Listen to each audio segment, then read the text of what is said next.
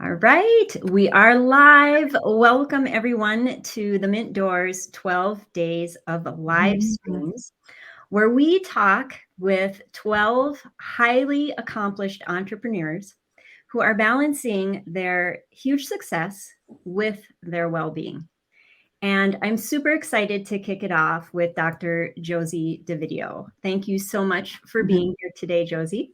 Oh, it's my pleasure to be here in the Mint Door. Thank you for having me. Yeah, awesome.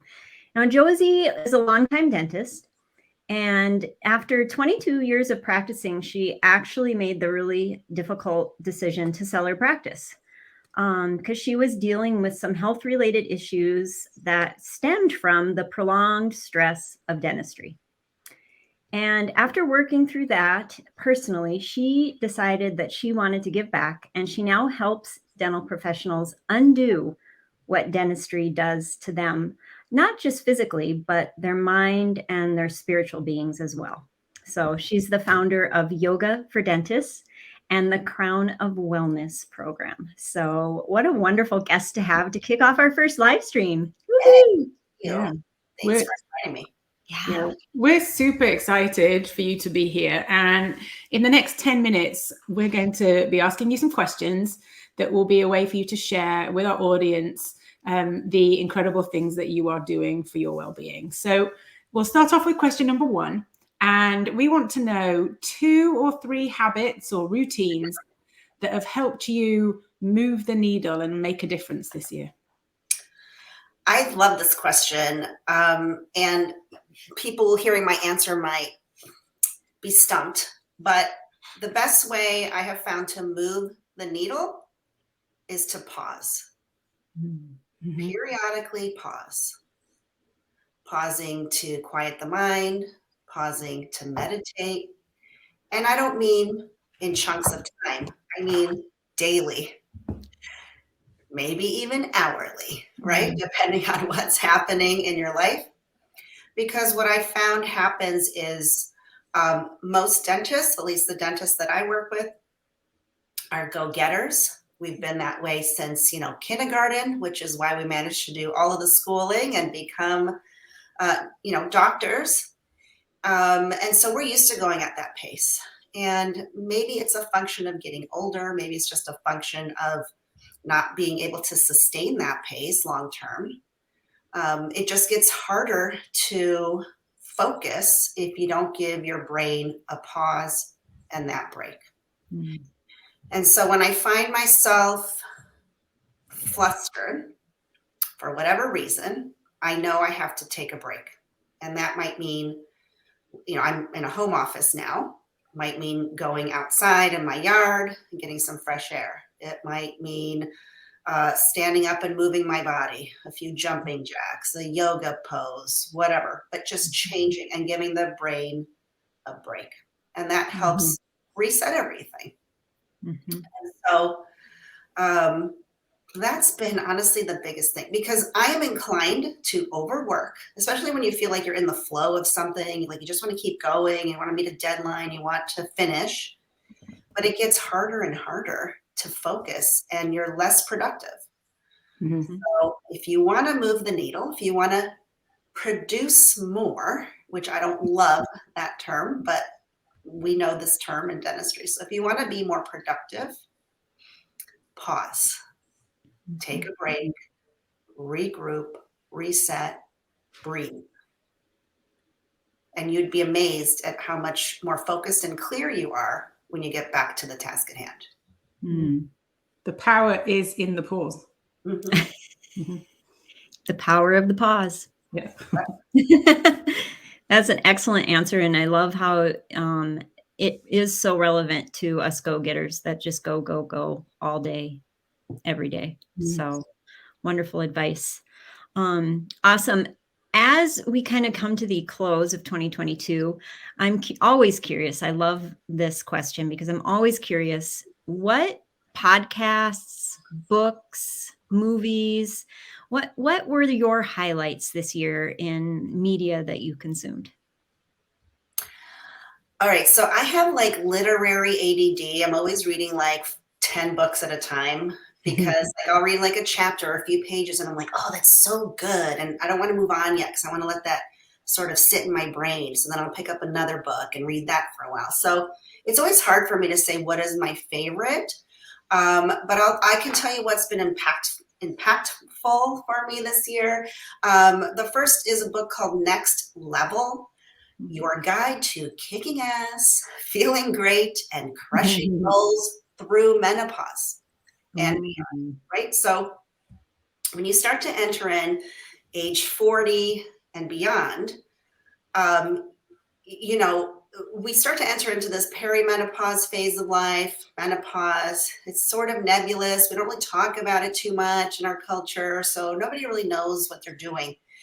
And a lot of us who are trying to stay healthy and exercise and eat right and all of the things are doing so based on scientific facts and studies of people who are not our age. So predominantly all the health studies are done on younger males or younger females, and those are fewer and far between. And so I appreciated this book, which is actually written for high performance athletes, but she does, and I'm not a high performance athlete, but she really does a good job breaking down hormonal changes and things that happen in perimenopause, menopause, and how therefore your nutrition and exercise needs to change to accommodate that in order for you to prevent body composition changes that you're going to notice if you're not paying attention to that. So that's been really impactful. And I would say the best way it's impacted me is that I'm not exercising for as long. So it's bought me back some time. I'm just exercising differently, and I can tell that it's actually more effective in my body. So that's been a big bonus for me this year. That sounds really interesting. And then I also spent my year kind of watching nostalgic things. For example, Top Gun came out, you know, like that's something from several years of youth. Cobra Kai, you know, which is based on the Karate Kid thing. Yes. Cobra Kai, by the way, so cheesy, but I will watch every single episode because it's just that nostalgic thing. And I think it's just been fun to see these modern takes on things from our youth, but also just it's been kind of cool to just remind myself of what life was like before dentistry, right? Because sort of when you're doing this job long enough, this career long enough, you sort of forget what things were like before you had it. So it's been kind of nice to revisit some of those feelings or cultural references and things of the past. So that's been fun. That's awesome. It helps you. I think that's great because it helps you remember that you're a person bigger than just a dentist. Like there's a lot of nooks and crannies and folds and creases to your personality besides just being a dentist. Right. And that's hard to remember if you're not intentional about remembering. Yeah, really good point. It is.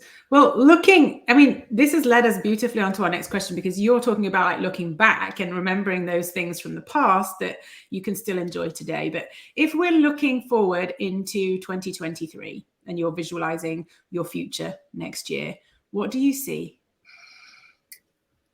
I see a lot of growth,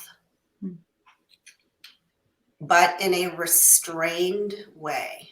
And I'm kind of spitballing here, but it's like I have a lot of projects on the back burner that I hope to give birth to in 2023. But again, my tendency is to overwork and to, be a high achiever. And so I'm always fighting that urge. And that's, and that's comes with mindfulness. What am I trying to accomplish by pushing these things out so fast? Why can't I just go with the flow and let it come out when it's meant to come out? I have goals, like everybody has goals, and I have all of the things. But what I've learned over my wellness journey is that accomplishing my goals at the expense of my mental or physical health is pointless. Pointless. And so, sometimes there are financial reasons to work hard and do all of the things. Okay, I get that. But can we take a step back? Why am I so financially pressed? How can I live differently so that I don't have to have this extra pressure for financial achievement, right? So it's kind of a big conversation for the time slot we have, but I do see growth, but in a purposeful, intentional way, a mindful way. Mm-hmm. That's excellent to hear from you as a achievement junkie, one achievement junkie to another, and a good reminder to be intentional. I love it. Mm-hmm. Awesome.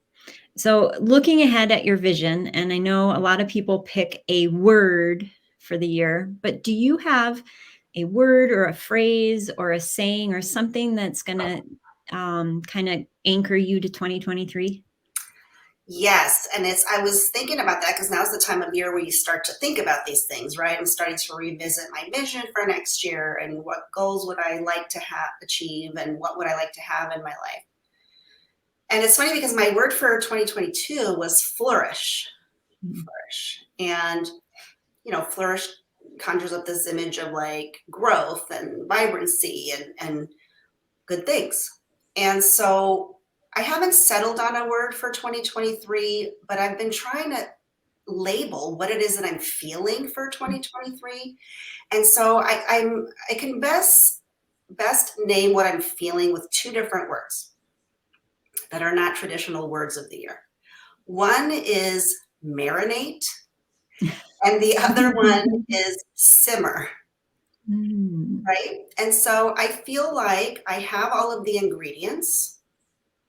I want 2023 to be the year where I let things marinate so they can come to their full expression, the full marrying of flavors to be ultimately what it's going to be. But again, because I have that tendency, simmer feels right because it feels like things are already cooking, but at a very slow boil, right? And so that is what I'm feeling. Those words just aren't as cool, like on a bracelet or a tattoo or something. So I don't know if I'll pick another word.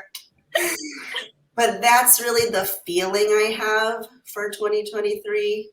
And we'll see how it evolves. I think that sounds delicious, actually. So I think maybe our question should have been, what recipe best represents you? Yeah, there you go. Yes. Yes. It should have been. So how can our listeners learn more about you and your work and maybe what's coming up for you now in 2023? Well, I think that one of the easiest ways is to be either following in the Yoga for Dentists Facebook group, or if you're an Instagram person, I am also on Instagram. I find Instagram harder to interact with people because, on Facebook, you can post articles and a bunch of other things that you're limited to doing on Instagram, at least easily. And I'm also going to I have a YouTube channel, Yoga for Dentists YouTube channel, and I have plans to produce more content for that in 2023. But predominantly right now, most of my time is spent working with my clients in the Crown of Wellness program.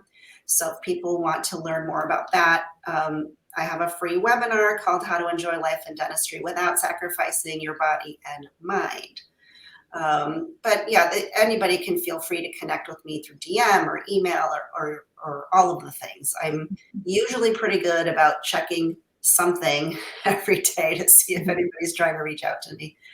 But yeah, I'd be delighted to chat with whoever had any questions. Awesome.